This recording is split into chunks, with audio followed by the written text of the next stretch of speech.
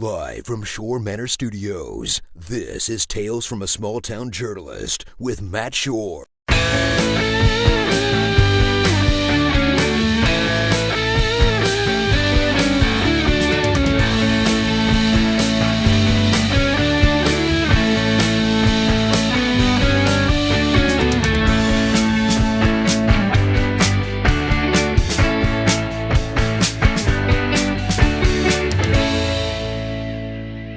Hey guys, thanks for checking out this episode of Tales from a Small Town Journalist, the podcast dedicated to all the weird and wonderful stories you are only going to hear about from reporters working in small communities just like yours. I'm Matt Schorr, and this is actually a special edition of Tales from a Small Town Journalist. We're going to check in with Eric Walker, the editor from the Mayfield Messenger newspaper, my former newspaper, because we're coming up on the St. Jerome Catholic Church annual picnic. And if you're wondering what's significant about that, it's actually kind of a big deal. We've mentioned it in the past. Last time I checked in with Eric around this time, the picnic had actually been canceled due to the pandemic. But it's coming back now, coming back with a vengeance, so to speak, and people are really excited about it. To give you an idea of what this thing is, it's sort of this homogenization of this hybrid, if you will, of small town community picnic meets national level political candidates, legislatures, and just brings in people all over the state of Kentucky and sometimes the country. It really is an amazing event that goes on each and every year. Last year was really a unique exception, and it brought down the mood for the community quite a bit. But now that it's back, I think people are pretty upbeat and excited about it. But let me tell you a little bit about this, because there are probably some people out there who aren't familiar with the St. Jerome Catholic Church picnic, also known to non-locals as the Fancy Farm Picnic. Fancy Farm is about 10 miles outside of Mayfield, Kentucky. And Mayfield is the county seat. It's the closest thing to a big town that county's got. That town's got about 10,000 people by the last census count. Fancy Farm, meanwhile, has less than 500. So that gives you an idea of the scale there. Put it all in perspective. But Fancy Farm is, it's almost 200 years old. It was settled by Roman Catholics around 1829. And ever since then, it has been a really strongly Catholic area, making it really unique, because whenever I think of kind of religious country people, you think more Protestant. And Catholics, I've always throughout my life tended to associate with cities and towns as more urban rather than rural. But this is an exception. St. Jerome is the primary church of Fancy Farm, and it is the center point of that community, and people are very dedicated to that church, and they're very dedicated to this picnic. So the picnic itself is about 140 years old. It dates back to about 1881, and at the time it was strictly local. It was not really meant to be anything more than just this church picnic that they started having each and every year. But over time, it kind of evolved. People took notice of it, and it changed around the time. It originally started happening in May, but then it moved over into August, and August started to become the kind of the kickoff point for a lot of political campaigns. So politicians started taking notice of this picnic and would start going to it so they could make kind of a stump speech and get their campaign get it rolling and try to get people to go out and vote for them, know who they are, get their face out there. So that's how it began. And then it just kept snowballing. Over the years, it just slowly got bigger and bigger and bigger until you reach the point that you had governors and candidates for governor coming to the picnic to start their campaigns. You had senators showing up. One of the most well-known current senators going right now is Mitch McConnell, who is kind of the master of handling this picnic. Regardless of your politics, he definitely knows how to work that crowd and work that picnic to his favor. But just some other names who have been a part of this was Senator Jim Bunning, George C. Wallace, Lloyd Benson, Al Gore, Alban Barkley, among so many others. Another big thing this picnic is famous for is, of course, barbecue. Barbecue is king in Kentucky, and it's absolutely king in Fancy Farm. And what they will do, they have this massive gathering. The entire community will get together to prepare barbecue pork and mutton, and they have these long pits that they've set up, and they will smoke these things a few days in advance, getting ready for the picnic. Thousands upon thousands of pounds of meat. How many pigs and sheep give their lives for this picnic every single year? But they're wholly dedicated to this. Nobody's making any money. They're completely dedicated to doing this themselves, and they have managed each and every year. The pandemic was the one exception. They've made this the premier event for their town. It's what they are known for. It's really, from a national perspective, it's what Graves County is known for. Mayfield, of course, has its own events. They've got July 4th celebrations. They have the Gourd Fest celebration. But the one that's really taken off and become the biggest is the Fancy Farm Picnic. And I don't know that anybody else is ever going to come close to that.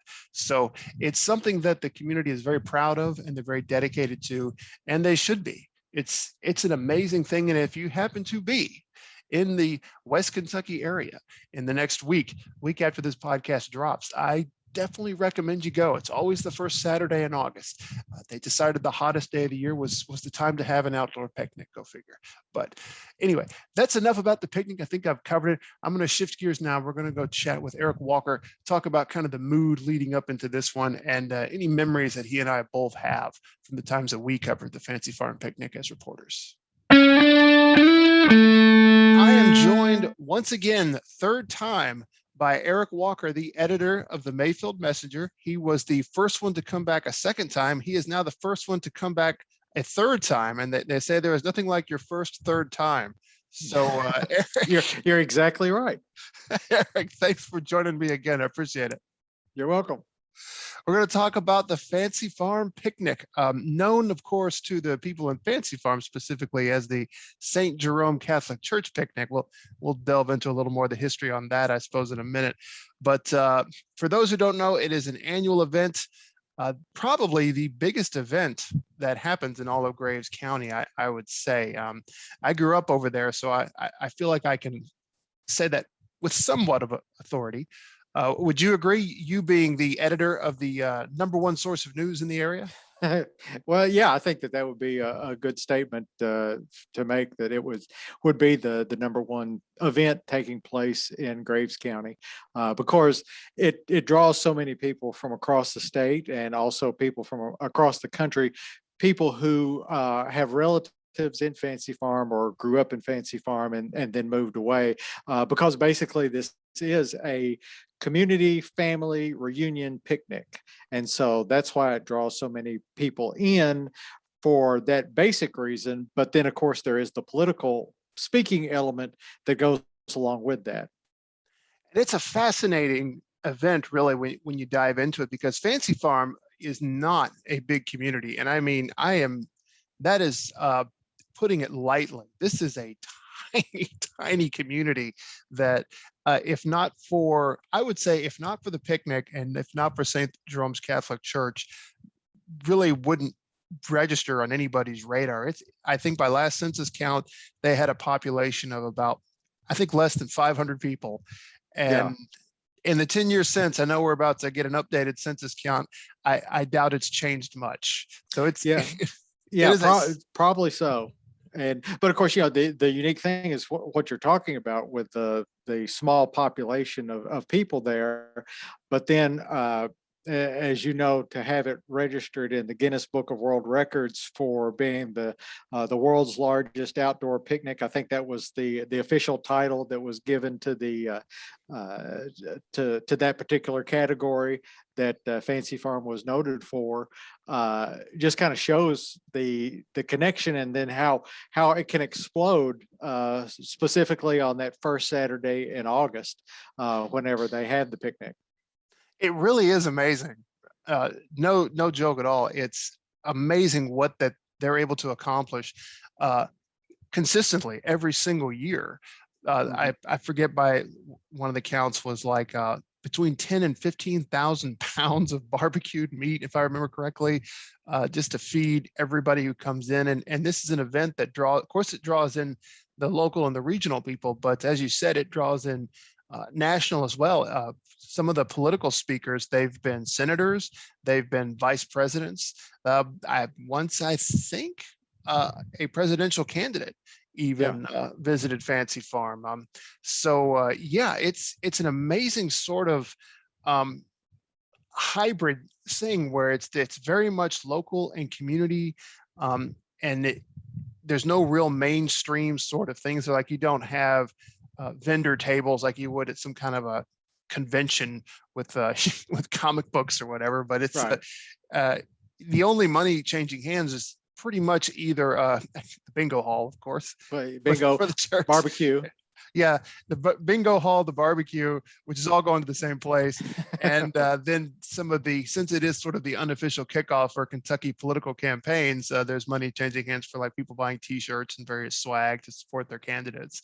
But other than that, it's a local picnic. That's all it is. And it draws in an amazing number of people. Go ahead. I was going to say, I can remember the times when I covered it. It was the direction that I came into town. You come around this sort of curve and a hill, and there you see the town. And any other day, there's the town. But on this particular day, it's open countryside. It's quiet, little quaint, country vista. And then you come around that hill, and then all of a sudden on Fancy Farm Picnic Day, it's bumper to bumper cars parked haphazardly in these fields. And it's a wonder there aren't traffic jams, but somehow they manage.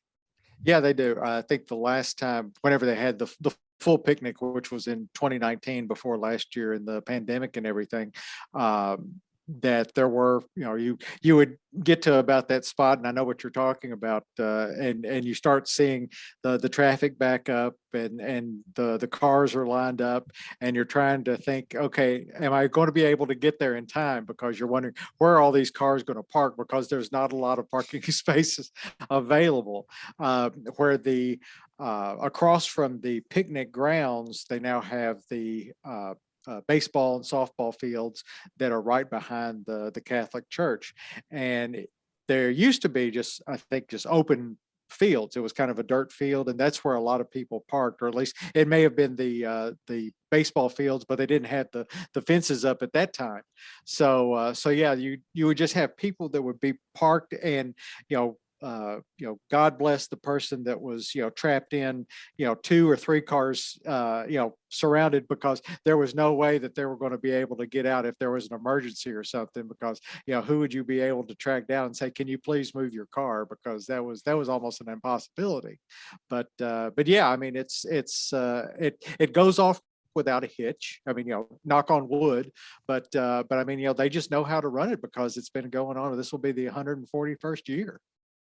Yeah, and it's amazing that the history behind this thing.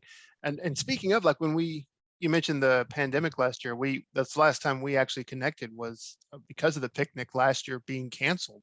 It's the first time I'm aware of it ever being canceled for any reason. And I know that was a real bummer for everybody, for the community, for the surrounding communities, because I know that Mayfield, the county seat, they enjoyed a little bit of we'll just say tourist dollars when that event happened. So I know they felt it. And so I know it was a real bummer. So what's the mood now that it's appears to be coming back? Well, everybody's excited. There's a lot of energy, I think, and anticipation going forward. They're wanting to have you want to have the barbecue back, and in its full glory, where you can. That's more important than the politicians.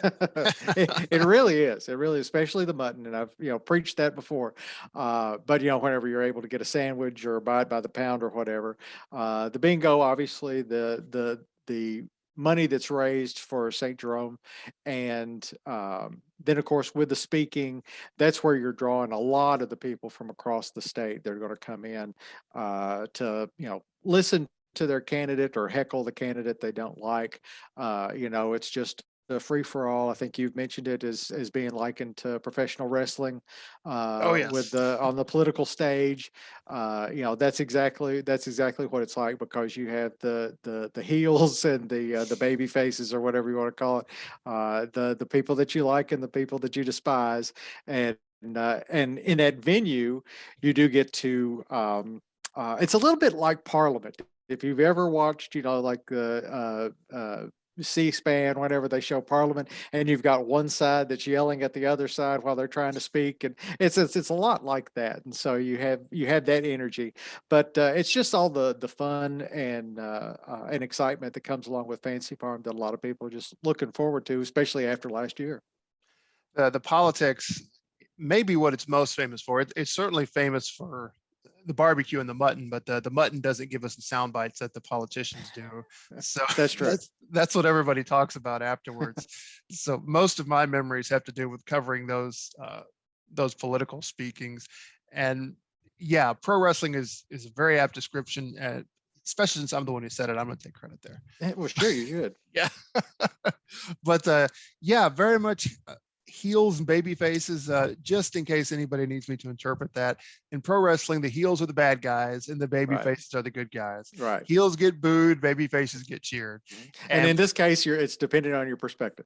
Yes, and what I find, the times that I was there, I felt like the speakers who really thrived in those conditions were the ones that would have made excellent heels, because Right. They know how to play the crowd. they know how to do it. They just embrace those boos and they roll with it. Those guys Exactly. nail it.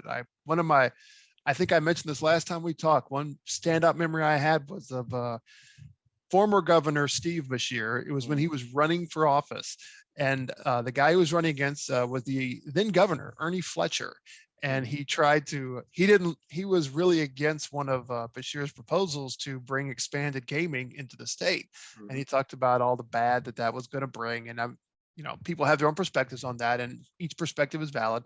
But Beshear just got up while everyone's booing him, and he just said, all right. Well, if we're not going to do expanded gaming in this state, everyone, we're going to go across the way right here and shut down the bingo hall, right? Not let the church do that anymore, aren't we? Yeah. Yeah. You know what? You got to play to your crowd. So Yep. yeah, the best ones do that. Yeah. Now follow that up the following election cycle, when he suddenly had something to lose and he wasn't quite so entertaining. He was very, very safe, very guarded. Mhm.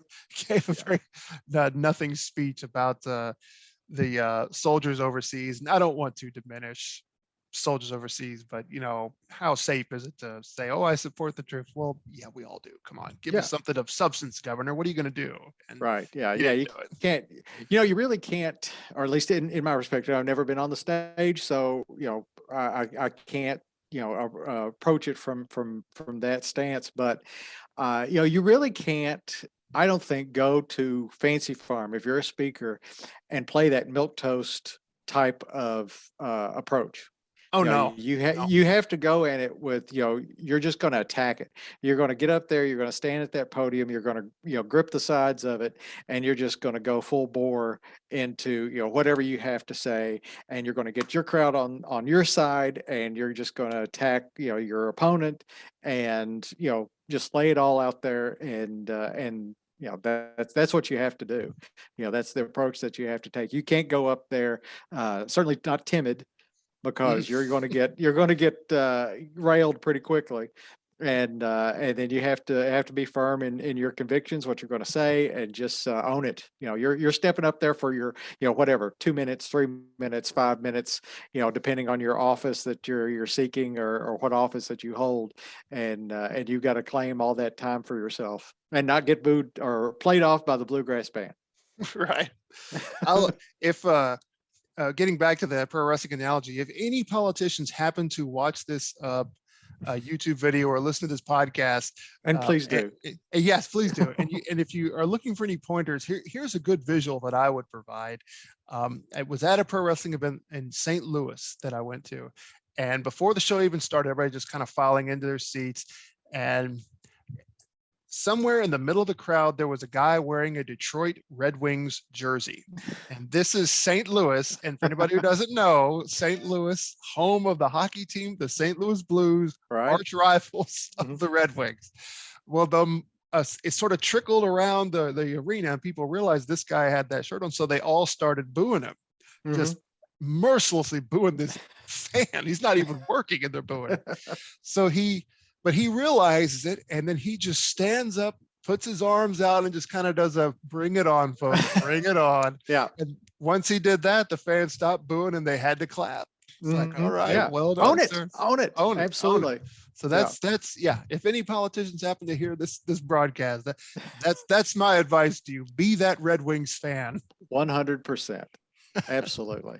That's how you do it. But yeah, what memories have you got from your time covering this picnic? I've talked about mine. What are some of yours?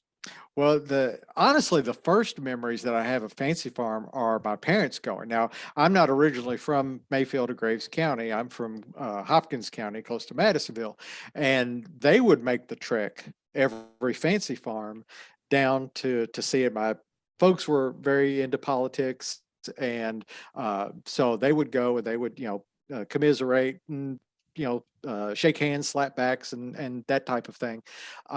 So I remember them going off to this place called Fancy Farm and didn't know really anything about it other than it had something to do with politics. And at that time, I didn't really want to have anything to do with politics. Didn't care. I mean, that was, just give me my Saturday morning cartoons and I'll be, cool.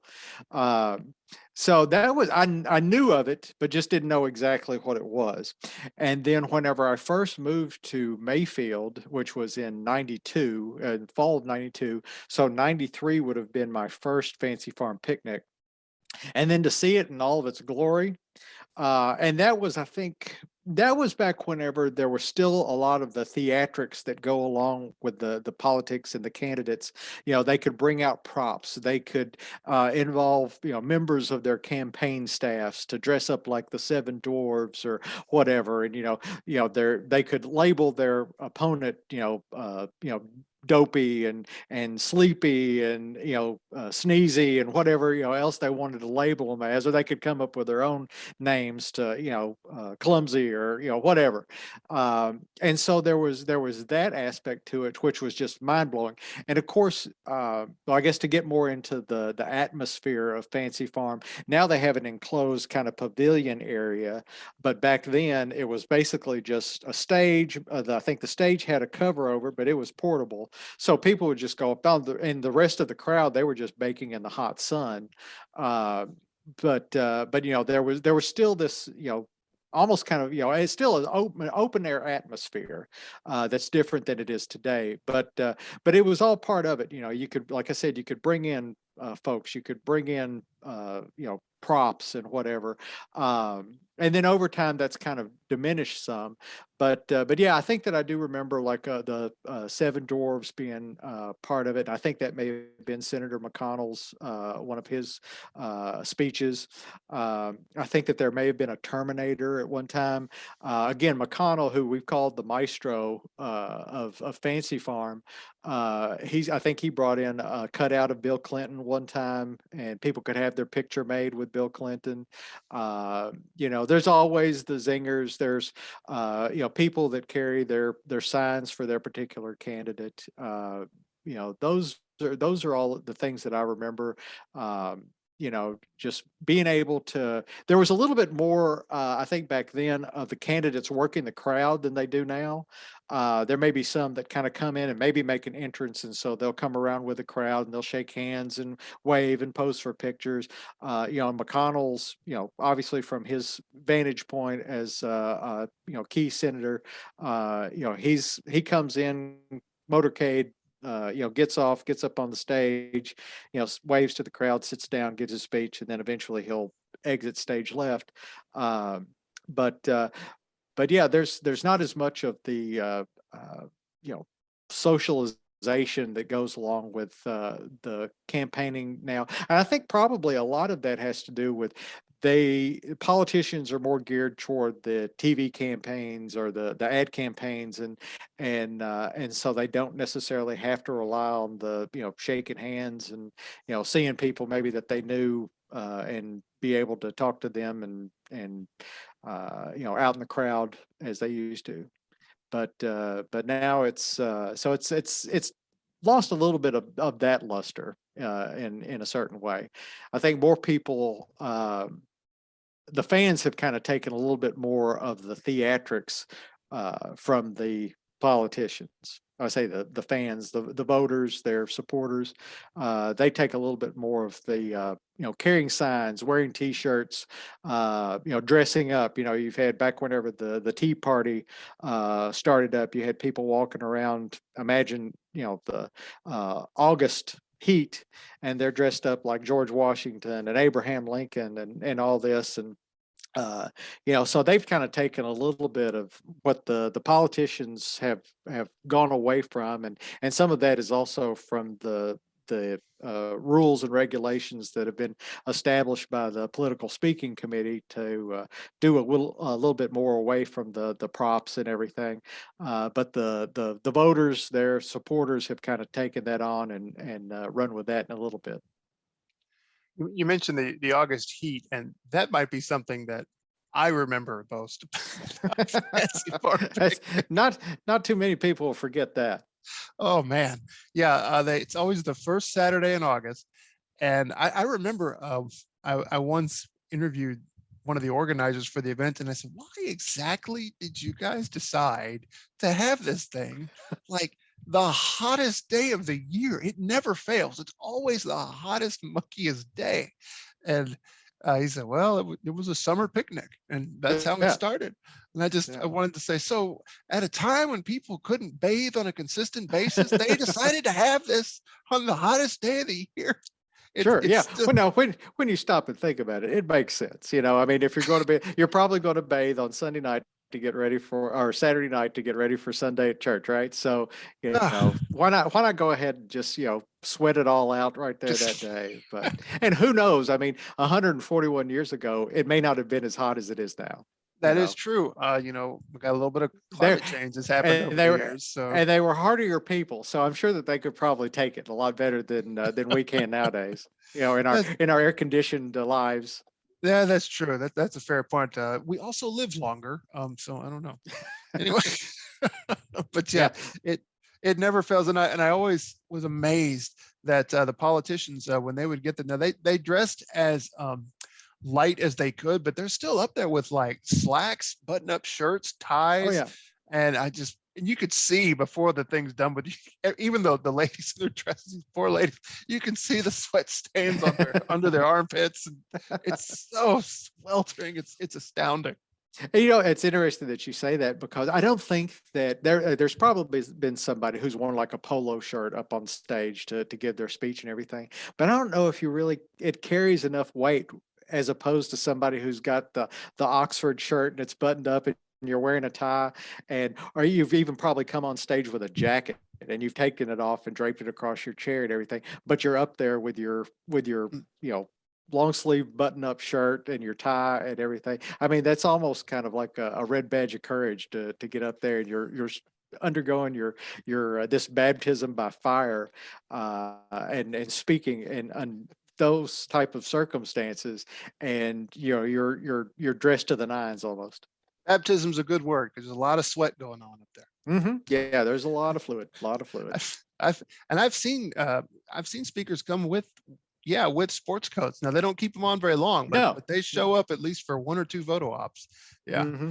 But the three things I always remember was the barbecue, the political speakings, and the heat. Gosh, it was hot. Yes. So hot.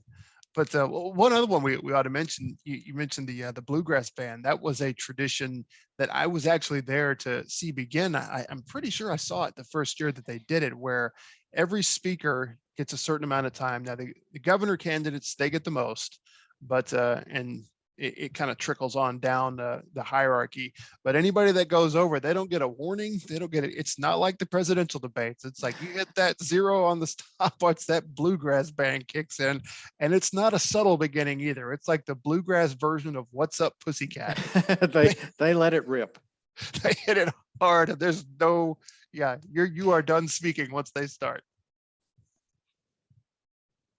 I think that it's similar to, yeah, I may be wrong with this, but I think that they had like maybe a air horn or something that they would use whenever people would go over their allotted time. Before they would have a timer who would sit in front of the podium, and he would hold up signs with like 1 minute left or 30 seconds left, and then he would blow an air horn. I may be wrong with that. I remember a guy with signs. Yeah. And I think that it was Gerald Watkins. A couple of times that I've been there, whenever they still had that, it was Gerald Watkins. He was a Paducah city councilman. I think he was a state representative, I believe, at some point, and was also a political professor at college in Paducah. But nevertheless, I think it was Rocky Adkins who was the MC that year. And he introduced the Bluegrass Band, and he was, telling everybody this is how we do it in Eastern Kentucky, and said, "Hit it, boys!" And then they fired up Orange Blossom Special, or Foggy Mountain Breakdown, or something like that. And that was and that's just kind of stood the test of time now. So that's what you've got to watch out for if you go over your time, that you're going to get played off with the Bluegrass Band. And it's kind of merciless, that whenever that cranks up, and I mean everybody just all of a sudden just pounces on you, like how dare you, you've gone over, get off the stage now, that type of approach. They're just they just dig into it. If you make a mistake, you're doomed. There's not a lot of empathy for politicians. No. If any politician goes over his time, hit them hard. They get away with it everywhere, but here, by golly, Fancy Farm, we're cutting them off. Exactly. And again, perspective. When our guy's doing it, oh, come on, cut him a little slack. When it's your guys, get him off the stage, drag him off. He doesn't deserve a second more. Yep. Well, one other thing I guess we've touched on a little bit is the community aspect of this, and really how I hope I'm not overstating it, but I really think it is pretty amazing that a community this small pulls off something of this scale.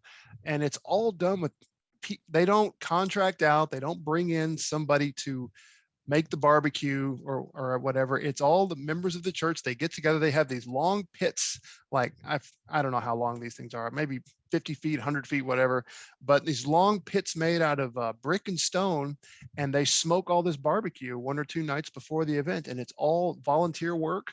Nobody's getting paid to be out there, but there's dedication, there's hard work, because this is their community. It's what they're known for, and they want to do it as well as they can. And like you mentioned before, they've done it without a hitch. Yeah.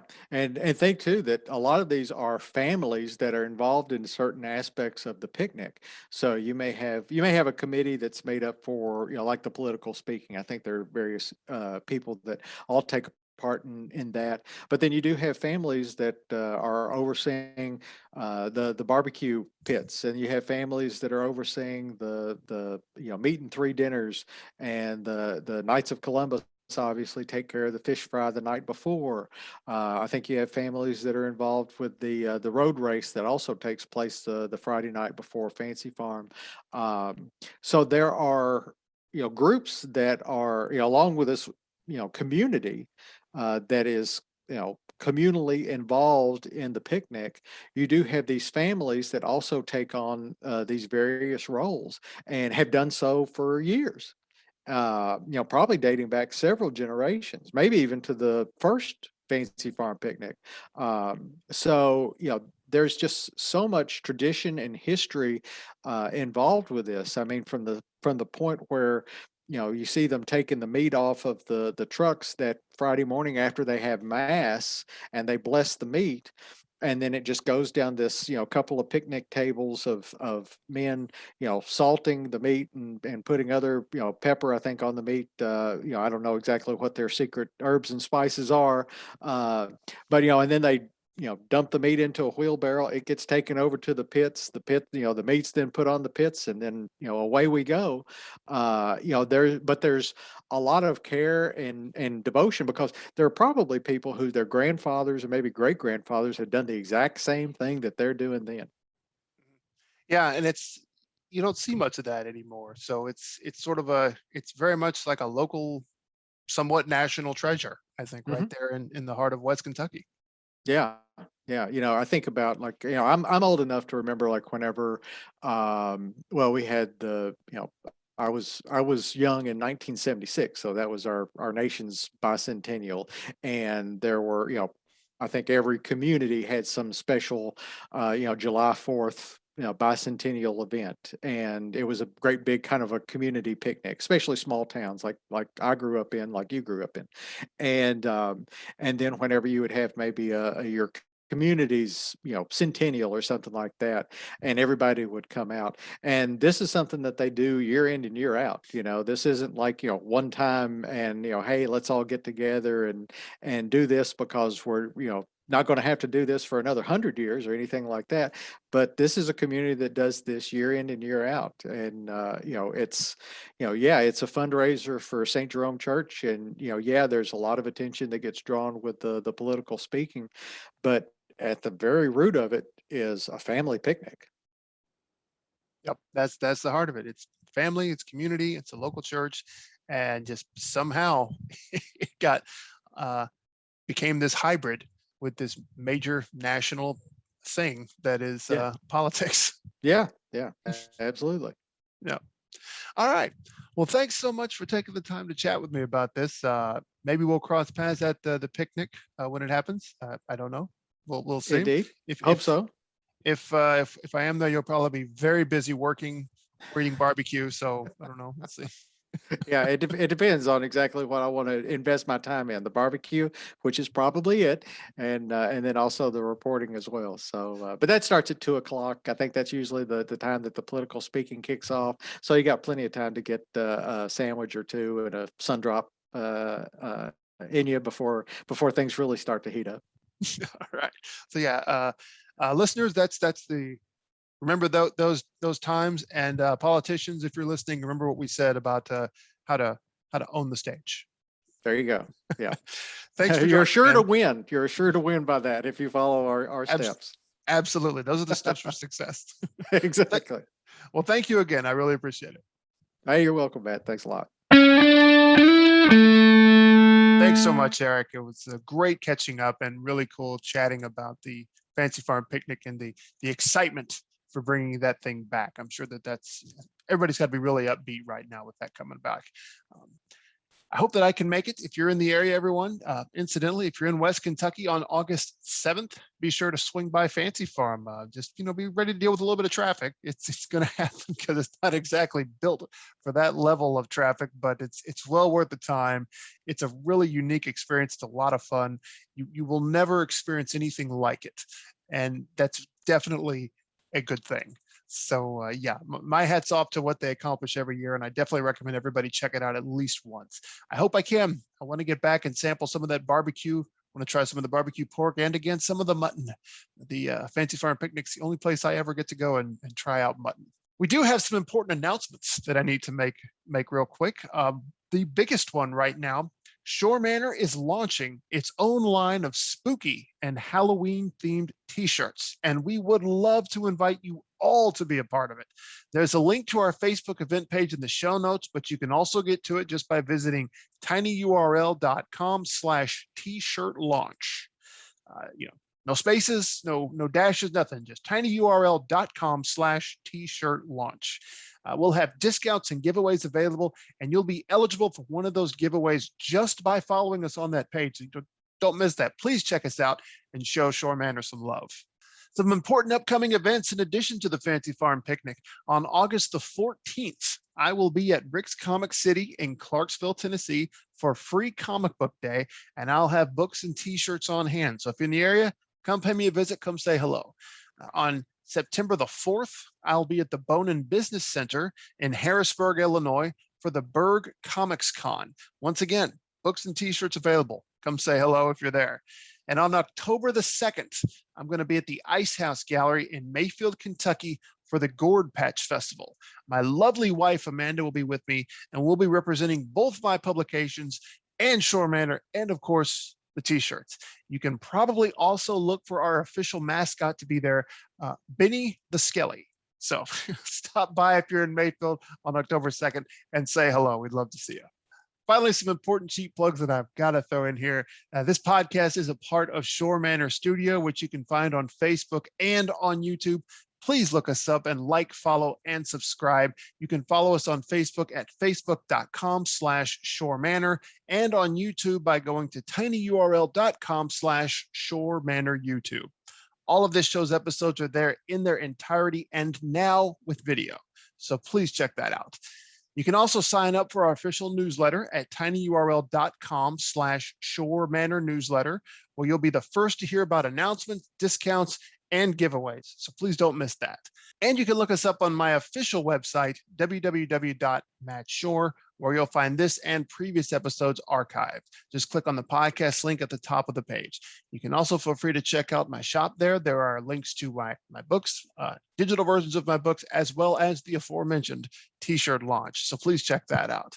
And finally, if you would like to connect with me directly, you can find me on Twitter at @TheMattSchorr and on Instagram at @TheSchorr.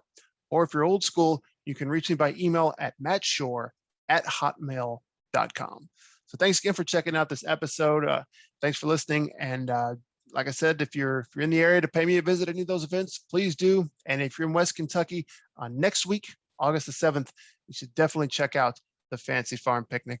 Hopefully to see you at one of those things. So thank you. And we'll close out with keep reading and keep listening. Thanks.